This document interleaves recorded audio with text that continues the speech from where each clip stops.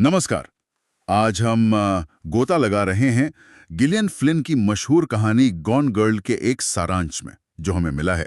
ये कहानी अपने ट्विस्ट और मनोवैज्ञानिक गहराई के लिए जानी जाती है। हाँ बिल्कुल। हमारा मकसद सिर्फ कहानी दोहराना नहीं है, बल्कि सारांश को परत दर परत खोलना है। ये समझना है कि ये सारांश हमें किरदारों, उनके रिश्तों और कहानी के पीछे छुपे मतलब के बारे में क्या बताता है। सही। तो चलिए शुरू करते हैं। हाँ, ये सारांश एक ऐसी दुनिया की झलक देता है जहाँ कुछ भी वैसा नहीं है जैसा दिखता है ना। ये कहानी रिश्तों और मीडिया के बारे में काफी तीखे सवाल खड़े करती है और इसका प्रस्तुतिकरण वाकई दिलचस्प है। देखते हैं कि इस सारांश के मुख्य बिंदु हमें क्या सिखाते हैं। तो कहानी की शुरुआत जैसे सारांश में बताया गया है, निक और एमी डन के इर्द गिर्द घूमती है। उनकी शादी की 5वीं सालगिरह का दिन है, लेकिन कोई जश्न का माहौल बिल्कुल नहीं है क्योंकि एमी गायब है। हाँ, और वो सारांश तुरंत इस बात पर जोर देता है कि शक की पहली सुई निक पर ही जाती है। जी घर का हाल, जैसे बिखरा हुआ सामान, शायद संघर्ष के निशान भी, हाँ। और खून के धब्बे, ये सब किसी अनहोनी की तरफ इशारा करते हैं। पुलिस की जांच भी, जैसा सारांश बताता है, वो तेजी से निक पर ही फोकस हो जाती है। हाँ, और दिलचस्प है कि सारांश शुरुआत में ही इस शक को इतना पुख्ता दिखाता है। बिल्कुल। और फिर इसमें मीडिया का एंगल भी आता है ना।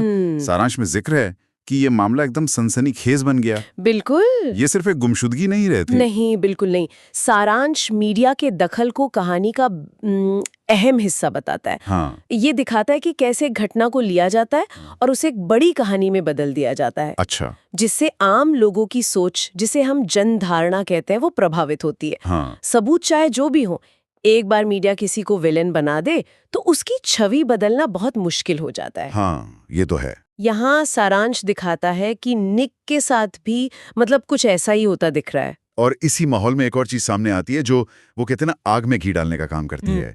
एमी की डायरी। हाँ, डायरी। ये डायरी वाला हिस्सा सारांश के मुताबिक कहानी में क्या मोड़ लाता है? देखिए, सारांश के हिसाब से ये डायरी निक के खिलाफ एक बहुत बड़ा सबूत बनकर उभरती है।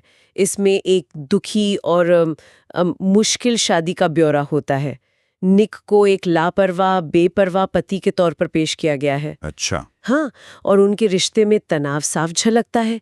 इसमें एमी अपने डर और निराशा का जिक्र करती है, जो निक के चरित्र पर गहरे सवाल खड़े करता है। तो मतलब ये डायरी सिर्फ निजी विचार नहीं रह जाती, बल्कि एक तरह का हथियार बन जाती है जनता की नजर में। हाँ, बिल्कुल। सारांश यही दिखाता है।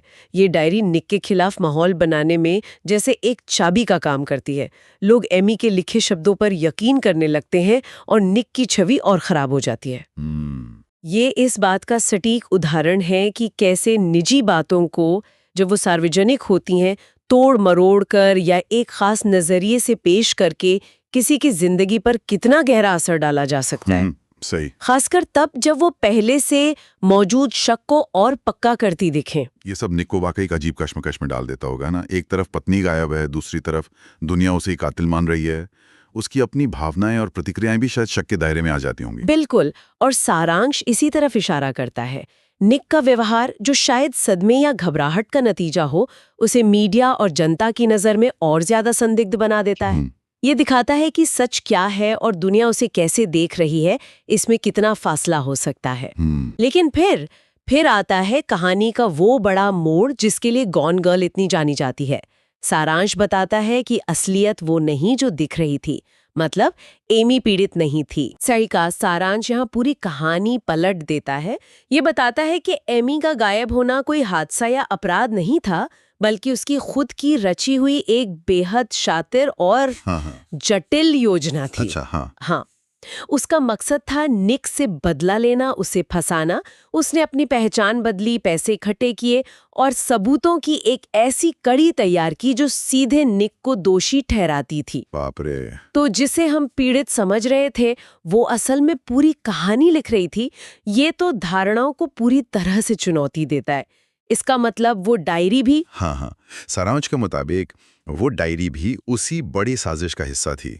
उसे जानबूझकर इसी तरह लिखा गया था कि एमी के गायब होने के बाद वो निक के खिलाफ एक अकाटे सबूत की तरह काम करे। अच्छा। ये दिखाता है कि एमी ने कितनी बारीकी से, शायद महीनों या सालों तक इस योजना पर काम किया होगा।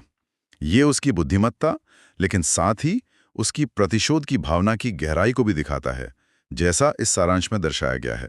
और दूसरों की सोच और भावनाओं को कैसे अपने फायदे के लिए इस्तेमाल किया जा सकता है, ये मनोवैज्ञानिक हेरफेर का एक बहुत शक्तिशाली चित्रण है। और कहानी ये खत्म नहीं होती।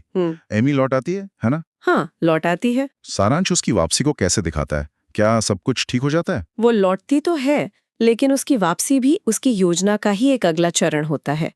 सारांश बताता है कि वो खुद को एक बेचारी, मासूम पीड़िता के रूप में पेश करती है, जैसे उसे अगवा किया गया, प्रताड़ित किया गया, लेकिन वो किसी तरह बच निकली। अच्छा। वो एक पूरी तरह से नई मनगढ़ंत कहानी सुनाती है। और इस बार भी लोग उस पर यकीन कर लेते हैं? मीडिया, जनता, उनका क्या रुख रहता है सारांश के मुताबिक? सारांश दिखाता है कि उसकी कहानी इतनी नाटकीय और भावनात्मक होती है कि उसे तुरंत सहानुभूति मिल जाती है। वो एक तरह से हीरो बन जाती है। हीरो? हाँ, मीडिया उसकी बहादुरी के किस्से सुनाता है और यहीं निक पूरी तरह फंस जाता है। वो सच जानता है, लेकिन अब वो कह नहीं सकता। क्यों नहीं कह सकता? क्योंकि अगर वो एमी की कहानी पर सवाल उठाता है तो उसे एक बेरहम पति समझा जाएगा जो अपनी पीड़ित पत्नी पर शक कर रहा है। ये तो बहुत ही अजीब और घुटन भरी स्थिति है। वो जानता है कि सब झूठ है, लेकिन वो सच बोल नहीं सकता क्योंकि एमी ने कहानी का जाल ऐसा बुना है। बिल्कुल, ये नियंत्रण का एक चरम रूप है। एमी ने सिर्फ अपनी वापसी की कहानी नहीं गढ़ी, बल्कि उसने निक की जिंदगी पर, उनके रिश्ते पर एक तरह से पूरा काबू पा लिया है। तो फिर उनके रिश्ते का क्या होता है? सारांश इसके अंत के बारे में क्या बताता है? क्या वो अलग हो जाते हैं? नहीं, और यही शायद कहानी का सबसे परेशान करने वाला पहलू है, जैसा सारांश इंगित करता है। अच्छा। निक एमी का सच जानने के बावजूद उसके साथ रहने का फैसला करता है। उनकी शादी चलती रहती है, लेकिन अब इसकी नींव प्यार या भरोसे पर नहीं, बल्कि झूठ, ब्लैकमेल, मजबूरी और आपसी समझ पर टिकी है कि उन्हें दुनिया के सामने एक खुशहाल जोड़े का नाटक करना है। बाप रे! मतलब बाहर से सब ठीक, अंदर से सब खोखला। ये अंत तो कोई समाधान नहीं देता। हाँ, और शायद यही बात इस कहानी को इतना असरदार बनाती है। ये दिखावे और असलियत के बीच के गहरे अंतर को उजागर करती है। ये एक तरह से आधुनिक रिश्तों की जटिलताओं, सामाजिक दबाव और उस अंधेरे पर भी टिप्पणी है जो परफेक्ट दिखने वाली जिंदगी के पीछे छिपा हो सकता है। अगर हम उन बड़े विचारों या विषयों पर नजर डालें जो इस सारांश से उभर कर आते हैं, तो झूठ और धोखा तो साफ तौर पर केंद्र में है। हाँ, बिल्कुल। और ये सारांश कहानी की कई और परतों की तरफ भी इशारा करता है। पहला तो यही झूठ और भ्रम का जाल है जो पूरी कहानी में बुना हुआ है। सही। दूसरा, शादीशुदा जिंदगी में असंतोष और उम्मीदों का टूटना, जो शायद एमी के बदले की भावना की जड़ में है। तीसरा, मीडिया का असर, कि कैसे वो सच को तोड़ मरोड़ सकता है और लोगों की सोच बना या बिगाड़ सकता है। हाँ, वो तो हमने देखा ही। चौथा, मानसिक खेल और चालाकी। एमी का किरदार इसका एक बड़ा उदाहरण है कि कैसे दिमाग से दूसरों को नियंत्रित किया जा सकता है। और पांचवां, इंसान की दोहरी पहचान। निक और एमी दोनों ही दुनिया के सामने कुछ और हैं और अकेले में कुछ और। ये दिखाता है कि हम सब कितनी भूमिकाएं निभाते हैं, है ना? बिल्कुल। ये सारे विषय मिलकर इस कहानी को सिर्फ एक सस्पेंस थ्रिलर से कहीं ज्यादा गहरा बना देते हैं। ऐसा लगता है कि ये सारांश सिर्फ घटनाक्रम नहीं बता रहा, बल्कि इंसानी फितरत और रिश्तों की जटिलताओं पर भी रोशनी डाल रहा है। बिल्कुल, ये सिर्फ किसने किया वाली कहानी नहीं है, बल्कि क्यों किया और इसका मतलब क्या है जैसे सवालों पर ज्यादा सोचने को मजबूर करती है।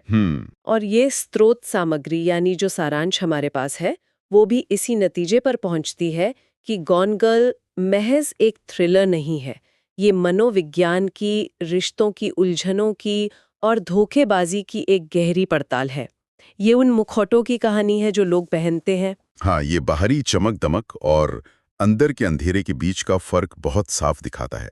सोचने वाली बात है कि हम अपने आसपास के लोगों को कितना जानते हैं या शायद कितना जानना चाहते हैं। सही कहा। तो गॉन गर्ल के इस सारांश को खंगालने पर यह साफ है कि ये कहानी चालाकी, धारणाओं के बनने बिगड़ने और रिश्तों के स्याह पहलुओं का एक बहुत ही प्रभावी चित्रण पेश करती है।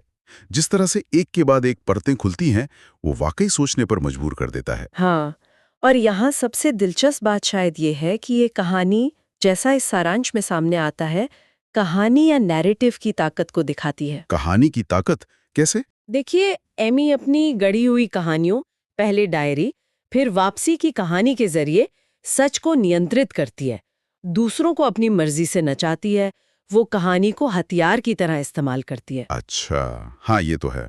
और ये एक बड़ा सवाल छोड़ जाता है, इस कहानी की चरम परिस्थितियों से हटकर भी हमारी अपनी जिंदगी में हमारे रिश्ते किस हद तक सच्ची घटनाओं पर टिके होते हैं और किस हद तक उन कहानियों पर जो हम खुद को और अपने साथी को सुनाते हैं। क्या हम सब भी अपनी अपनी जिंदगी की कहानियों के लेखक हैं जो हकीकत को थोड़ा बहुत बदलते रहते हैं? इस पर सोचा जा सकता है।